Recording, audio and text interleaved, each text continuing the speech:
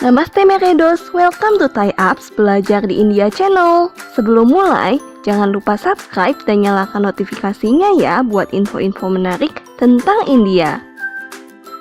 Namaste Meredos, hari ini kita akan ngobrolin dan lihat-lihat kampus Chandigarh University di India. Universitas swasta ini punya luas 50 hektar loh. Ada blok akademik dan blok asrama atau hostelnya. Nah, Chandigarh University juga punya berbagai lab buat penelitian dengan peralatan yang lengkap. Jadi, kamu juga bisa belajar dengan praktik langsung di lapangan.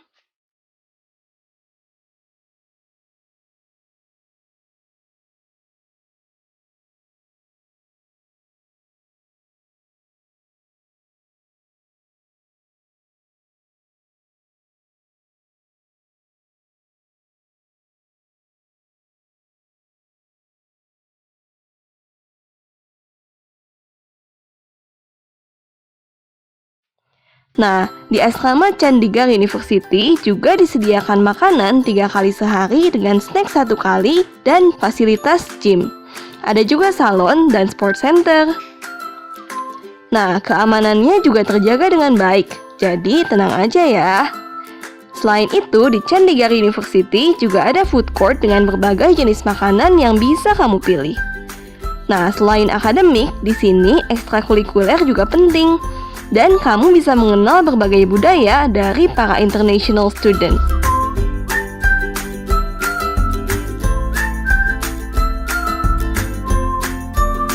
Nah, kampus Chandigarh University ini asri banget dan punya fasilitas medis yang memadai. Cantik banget kan kampusnya?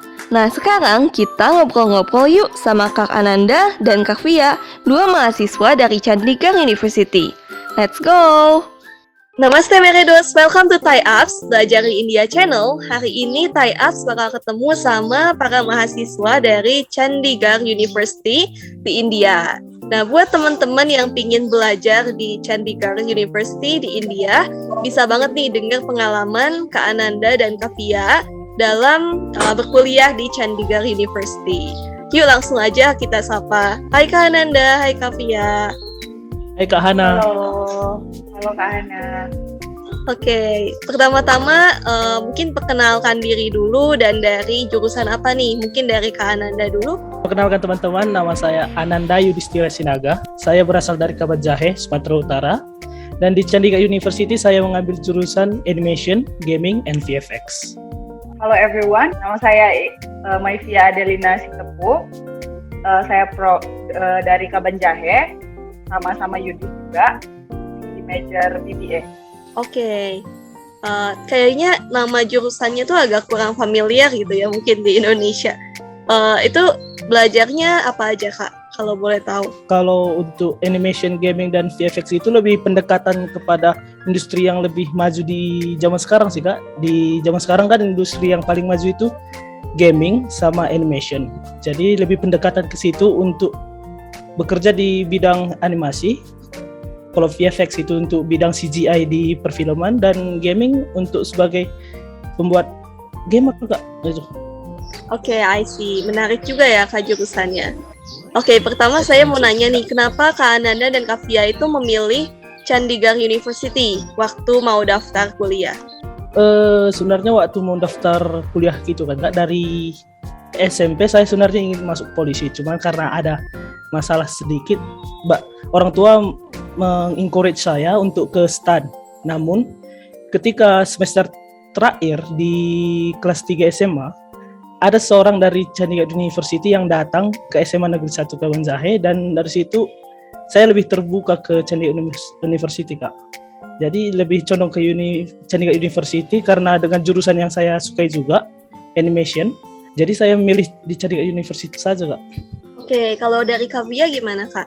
Kalau buat aku awalnya sih udah punya senior kan di sini. Terus kemarin bicara sama mereka kayak we were bicara tentang kampusnya, terus tertarik gitu. Terus memang dari dulu juga pengennya kuliah abroad kalau bisa gitu. Jadi in Chandigarh University was interested.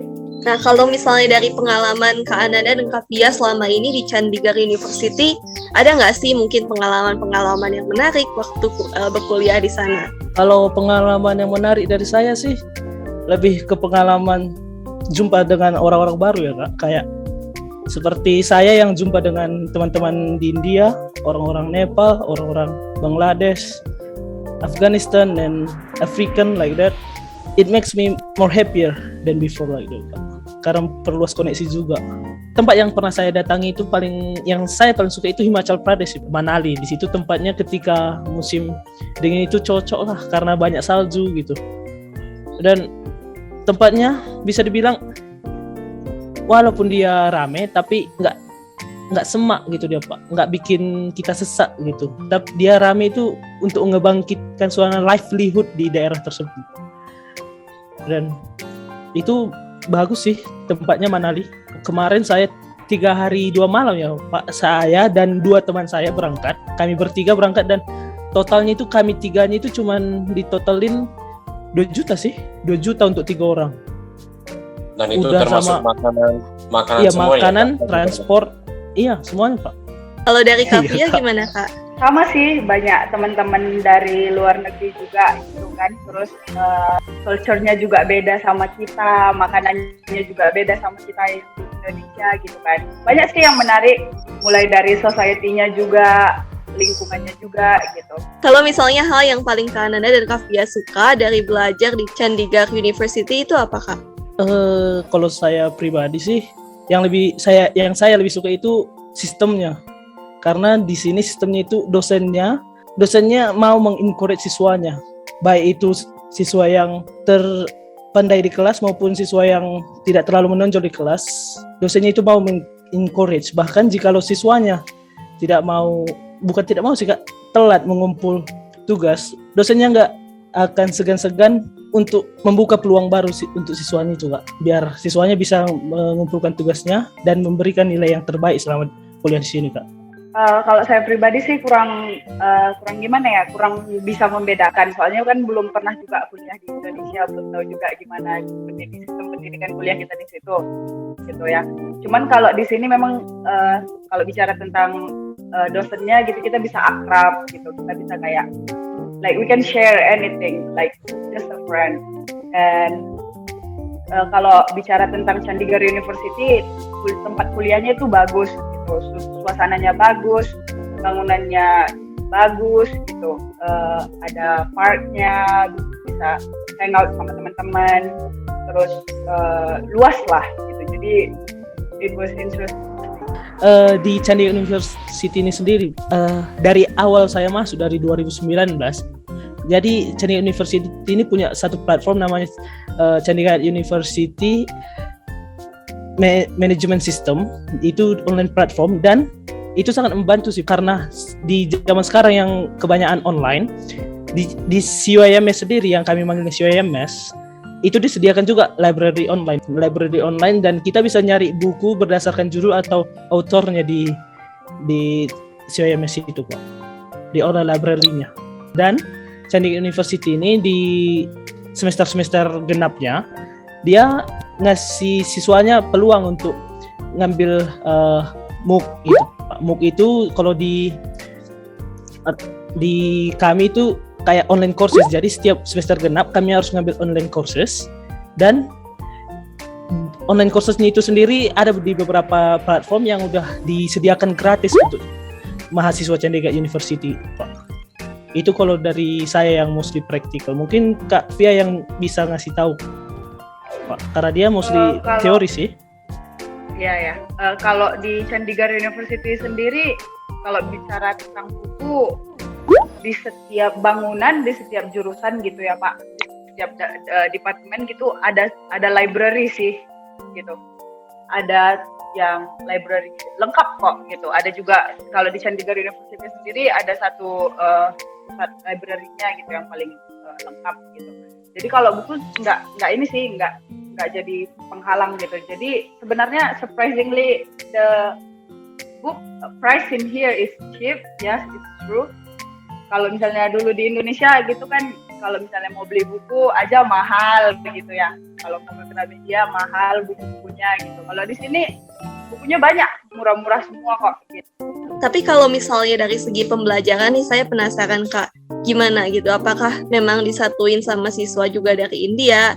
Terus pakai bahasa apa sih pembelajarannya? Mungkin pembelajaran dari kelas saya dengan Kak Mevi itu sedikit berbeda ya Kak, karena di jurusan saya itu sedikit siswa internasional, dan karena sedikit siswa internasional, jadi semua siswa internasional disatukan satu kelas, tapi dicampur dengan orang India yang bisa bahasa Inggris Kak. Jadi di kelas saya bisa bahasa Inggris, namun terkadang dosen itu mengajar satu materi dua kali Kak, karena satu materi dalam bahasa Inggris, satu materi untuk bahasa Hindi kepada siswanya yang tidak mengerti bahasa Inggris Kak. Itu sih kalau dari saya. Tapi kalau dari Kak Mevia mungkin berbeda. Iya Kak, kalau di jurusan aku kan BBA, Business Administration, jadi studentnya banyak di situ. Jadi student dari luar negeri yang dari luar negeri lain juga banyak. Jadi kita kemarin di setiap batch dibikin satu kelas untuk seluruh international student yang kayak dari Afghanistan, dari Thailand, pokoknya semua international student. Kita kemarin nggak ada yang sama siswa lokalnya gitu.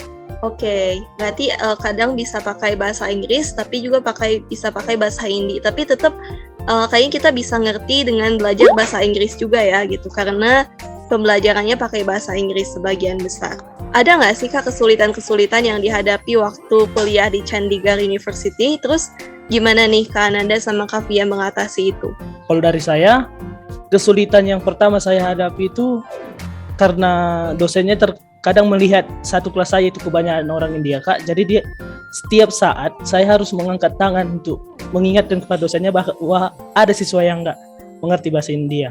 Dan dari situ terkadang mata-mata teman saya yang orang India sih ngelirik. Itu yang satu. Yang kedua, untuk sistem belajar berkelompoknya itu susah sih Kak kalau digabungkan antara yang internasional sama India yang kurang bisa bahasa Inggris. Jadi di situ aja sih masalahnya. Kalau misalnya dari Kak Fia gimana Kak? Sebenarnya masalahnya cuma di awal sih, waktu harus adjusting gitu awal-awalnya semester pertama, gara-gara kayak sistem pendidikan kita di Indonesia sama di India kan berbeda gitu. Jadi kurikulumnya juga beda. Jadi kayak agak susah sih awalnya gitu. Cuman makin lama makin lebih nyaman gitu. Oke, kalau boleh tahu yang berbeda itu dari kurikulum Indonesia itu apa Kak? Kalau menurutku gimana ya? Mungkin juga gara-gara aku nggak tahu gimana kurikulum kita di Indonesia. Cuman kalau di sini lebih lebih leluasa mengeluarkan pendapat. Kalau misalnya dulu kalau aku waktu SMA gitu ya, waktu aku masih SMA, kalau misalnya ada satu mata pelajaran, terus kita ada ujian nih kan, terus pertanyaannya kan ada beberapa yang harus kita jawab gitu, yang kayak pilihan berganda, most of it was choices, right? Waktu aku kuliah, waktu kita belajar di India itu kemarin banyak yang essay. Jadi setiap ujiannya juga kayak beberapa pertanyaan yang bisa kita pilih, yang ada section 1, ada section 2, ada section 3 yang bisa kita pilih gitu. Jadi ada 3 pertanyaan, kita bisa pilih 2 yang kita tahu gitu. Jadi lebih bisa ngasih tahu pendapat kita gitu. Jadi kalau kita nggak tahu, bukan berarti kita nggak tahu semua gitu, masih tahu beberapa lah gitu. Kalau kayak dari ujiannya gitu, ujiannya itu kami di sini kalau yang teman-teman di Indo kan punya UTS sama ujian semester gitu kan Pak? Ya. Kalau kami di sini, kami ujiannya itu setiap semester itu ada 3 ujian. Kami mengenalnya dengan MST, Monthly Surprise Test. Ya, itulah Monthly Surprise Test, dan setiap semester itu kami punya 3, MST 1, 2, dan 3. MST 3 itu bisa dibilang sebagai final exam, dan di setiap MST itu kami harus menjawab esai, dan seperti yang dibilang Kak Nevia tadi, di setiap lembar pertanyaannya ada 3 jenis pertanyaan, dan kita bisa 3 section pertanyaan, dan kita bisa milih total pertanyaannya. Seperti misalnya di setiap 3 section itu totalnya ada 9 pertanyaan, nanti diinstruksikan kita disuruh milih 6 pertanyaan mungkin. Dan dari dosennya sendiri nggak suka gitu dia kalau jawabannya cuma setengah lembar. Kalau bisa satu pertanyaan itu 1-2 lembar gitulah gitu, karena lebih di encourage idea dari mahasiswanya sih. Itu dia kalau jenis examnya di sini, Pak. Kalau misalnya lingkungan sosialnya itu gimana, Kak? Kayak mungkin kan kalau misalnya kita mau kuliah di luar, kita pikirin pertemanannya gimana nih, atau lingkungan hidupnya gimana nih. Itu gimana, Kak? Kalau menurutku sih lingkungan di sini yang paling bikin tertarik sih. Mungkin salah satu keuntungan kalau kita international student gitu kan, orang-orang pada gimana ya, pada pengen tahu atau gimana gitu. Jadi orang-orang kayak lebih nge-priority kita di sana. Soalnya mereka juga kan gimana ya, dari Indonesia gimana sih gitu-gitu sih nanya-nanyanya gitu. Jadi dari situ jadi bisa banyak teman, orang jadi lebih gimana ya, lebih pengen tahu kita gitu. Oke, kalau misalnya dari Kak Hananda gimana, Kak? Kalau pertemanan di tempat saya tinggal itu, karena saya tinggal di hostel ya, Kak. Di hostel yang disediakan dari Chandigarh University sendiri. Dan di hostel saya sendiri, di khusus satu gedung itu khusus untuk siswa internasional. Jadi mostly we talk English here. Dan mungkin sedikit orang yang tahu bahwa sempat saya beberapa bulan, teman-teman saya seperti Kak Mevi itu pergi balik ke Indonesia, namun saya tinggal sendiri di sini. Jadi bisa dibilang saya siswa Indonesia sendiri yang ada di Chandigarh University ini, dan itu lebih membuka tantangan baru dan lebih enak sih, Kak. Enak dia bisa berteman dengan banyak orang, dan kita nggak cuma bicara dengan teman-teman dari satu negara kita, tapi dari banyak negara lain. Itu kalau dari hostel. Kalau bahasa ya, Pak, kan di sini saya awal masuk kuliah itu sebenarnya dari bulan Juli. Tapi saya udah datang di sini dari 2019 bulan April, karena selama April, Mei sama Juni saya itu ngambil pelatihan bahasa Inggris di sini, Pak. Jadi walaupun bahasa Inggris saya bisa dulu bilang kurang, setelah 3 bulan itu improve sih, Pak. Improve 2%, bisa bilang 2 kali lipat. Dan dari situ dilatih sama conversation saya yang dengan teman-teman yang pakai bahasa Inggris. Jadi nggak terlalu berat sih, Pak. Ada juga kayak acara di Chandigarh University ini setiap tahunnya sih. Iya, setiap tahunnya. Nama acara ini tuh folklore, Kak. Jadi folklore itu kayak diundang beberapa siswa dari beberapa negara, universitas dari negara lain kayak Germany, Rusia, kayak gitu, untuk datang ke Chandigarh University untuk menampilkan kayak mana culture dari negara mereka. Dan itu salah satu experience yang mantap sih, Kak. Dan kalau dari lingkungan pertemanan dari kampus sendiri dan kelas, teman-teman saya yang India open sih kalau ke saya, Kak. Mereka sering bercanda, bahkan gak segan-segan mereka bercanda dalam bahasa India, namun mereka mengajari saya apa yang artinya mereka bicarakan gitu. Jadi saya senang sih, Kak. Oh, saya mau tanya juga nih, kan Thai Apps tuh pernah buat video tentang culture shock gitu. Ada nggak sih culture shock yang dialami Kak Ananda atau Kak Fia waktu kuliah di Chandigarh University? Culture shock. Ada sih. Udah pasti kalau untuk saya, Kak, Gak ada makanannya sih. ya. Makanannya gitu. Kemarin aku ingat banget kemarin waktu pertama sampai sini kan. Aku dulu tinggal pertamanya di hostel gitu. Terus kita mau makan di luar nih gitu, di kafetarianya gitu kan. Orang-orang makannya pada berdiri semua gitu. Kalau dulu di Indonesia kita kan makannya duduk gitu ya. Kalau aku pribadi sih, kalau di keluarga juga kalau makan maunya duduk gitu, jangan berdiri, di sopan gitu. Jadi awalnya juga kemarin orang-orang makannya pada berdiri, terus aku juga kan harus makannya berdiri gitu lagi. Jadi kayak itu sih culture shock-nya gitu. Kurang nyaman, tapi akhirnya juga udah gitu terus. Terlebih lagi saya yang lebih suka makanan yang pedas dan makanan yang berdaging gitu. Jadi susah sih di sini, karena di sini mostly dia vegetarian dan makanannya pun kebanyakan yang manis-manis, Kak. Jadi karena kurang ketemu selera, saya lebih milih terkadang beli dari luar daripada makanan yang dikasihkan di hostel gitu, Kak. Kalau yang saya dapat di mes sendiri itu paranta, Kak. Ada juga terkadang roti. Ada kalau untuk makanan paginya terkadang ada gulgape juga gitu, Kak. Oke, kalau misalnya kita kan ngomongin makanan nih, Kak. Kalau misalnya cost of living atau kayak apa ya, biaya hidupnya di India sendiri itu gimana sih Kak? Kayak seberapa besar biaya hidupnya selama 1 bulan?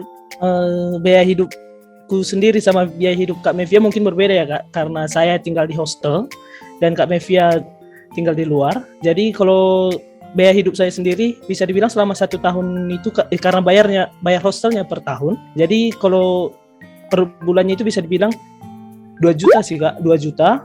Tapi itu udah menginclude semua Kak, seperti ada yang bersih-bersih kamar, ada kipas, internet 24 jam, listrik 24 jam, makanan udah dikasih 3 kali sehari, ditambah sekali snack, sama ada juga fasilitas gym dan security 24 jam Kak. Itu kalau dari hostel. Dan karena saya juga tinggal di hostel, bisa saya bilang keamanan di sini terjaga sih Pak. Pernah saya keluar malam sama senior untuk nonton film yang keluar tengah malam. Itu kami balik jam 3 pagi, dan karena hostel cowok sendiri itu masih terbuka dia walaupun malam, dan hostel cowok itu ngasih pilihan untuk night out Pak. Jadi ditanya jam berapa keluar dan sampai jam berapa balik, dan diperbolehkan. Dan ketika balik pun dia di perjalanan gak ada masalah apa-apa Pak. Kami berdua Jadi kemarin. sama seperti Indonesia nggak ada masalah apapun kan? Ya nggak ada masalah apa-apa sih Pak. Walaupun udah tengah malam, jam 3, jam 4 balik gitu, aman sih. Iya Pak. Mungkin juga kalau tinggal di luar, kalau misalnya kayak tempat tinggal saya sekarang di sini gitu, ada security guard juga di depan gitu, jadi lebih aman sih.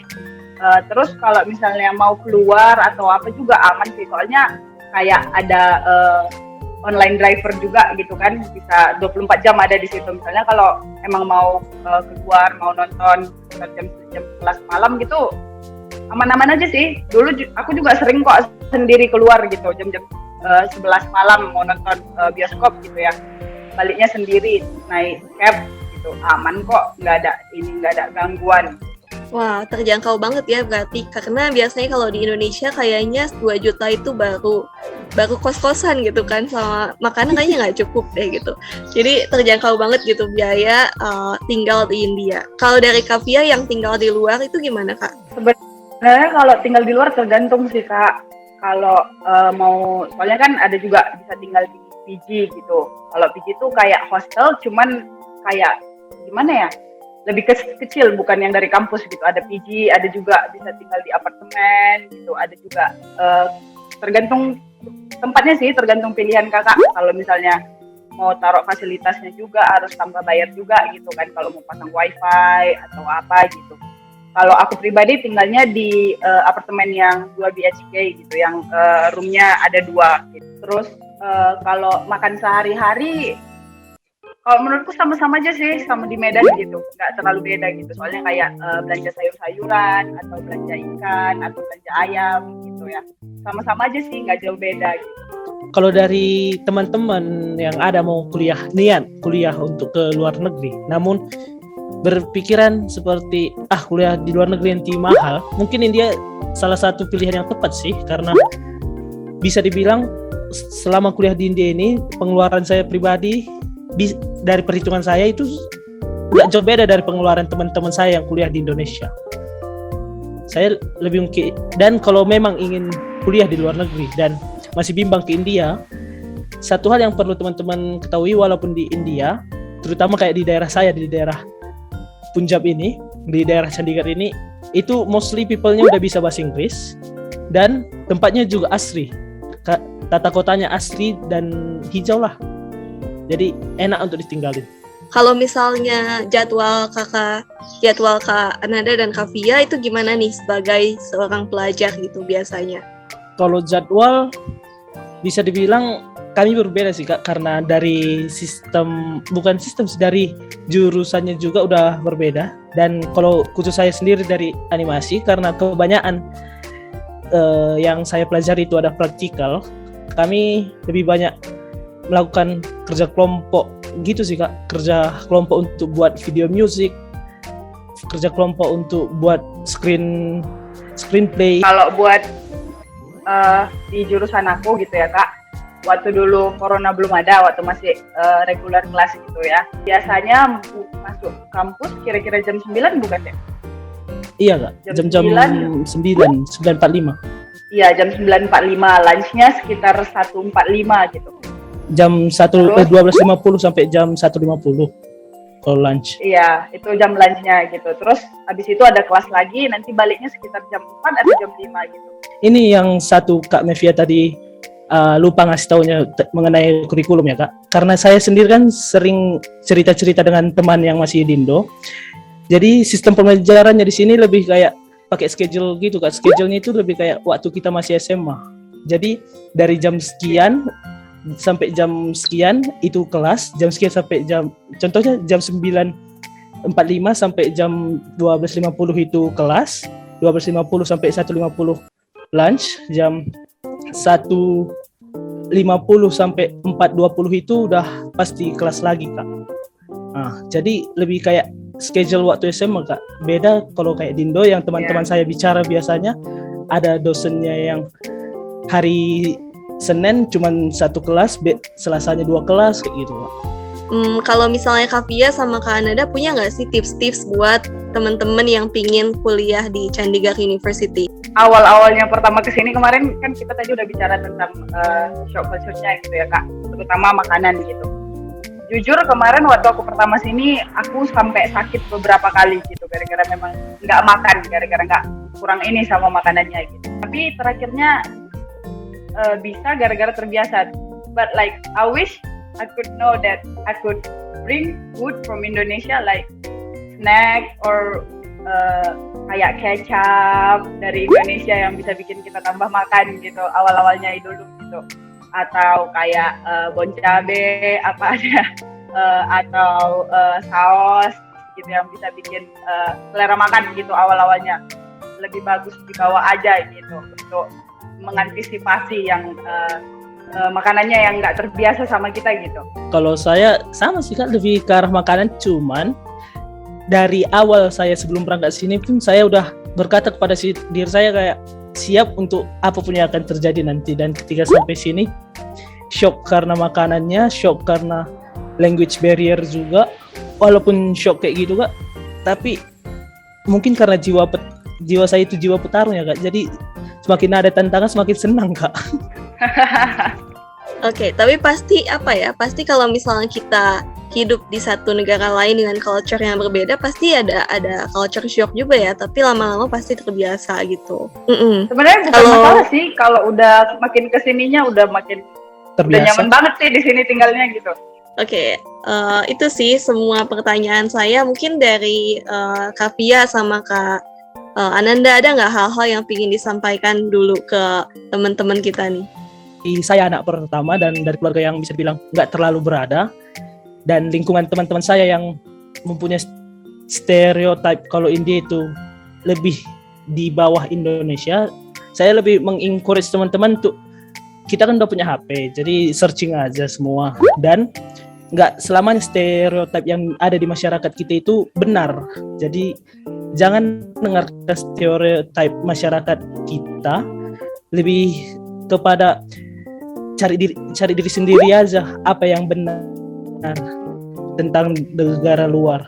Kemudian kalaupun teman-teman ada yang berniat untuk kuliah di India namun ditentang sama keluarga, ditentang sama lingkungan, tapi kalau teman-teman sendiri udah 100% udah bulat tekadnya untuk kuliah di India, pertahankan aja karena Tuhan pasti ngasih jalan untuk kita semua kok. Everything about here is like worth it of living here. Serunya dapat, belajarnya dapat, gitu. Kita bisa juga pikiran juga terbuka, lebih open minded, ngelihat semua yang ada di sekitar kita gitu, teman-teman yang dari negara sana, dari negara sini gitu. Jadi lebih banyak channel gitu ya.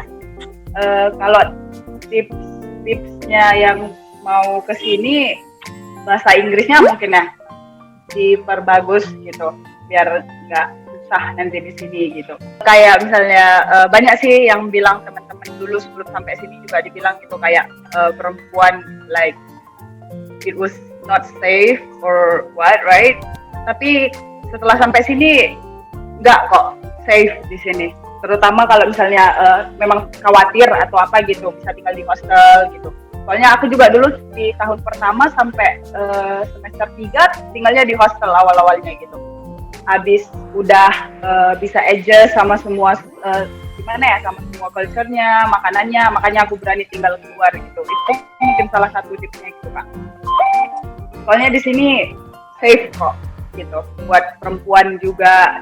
Oke, thank you Kak Ananda dan Kak Pia buat jawaban-jawabannya. Semoga teman-teman yang bikin kuliah di Chandigarh University juga jadi dapat info-info baru ya. Buat yang masih pingin nanya, masih boleh nih, bisa ditulis di komen di bawah sana ya semuanya. Nanti kita jawab juga pertanyaan teman-teman yang lain. Oke, thank you semuanya. Thank you juga Kak Ananda dan Kak Pia. Kabi Alfida Nakena, Pirmilengge.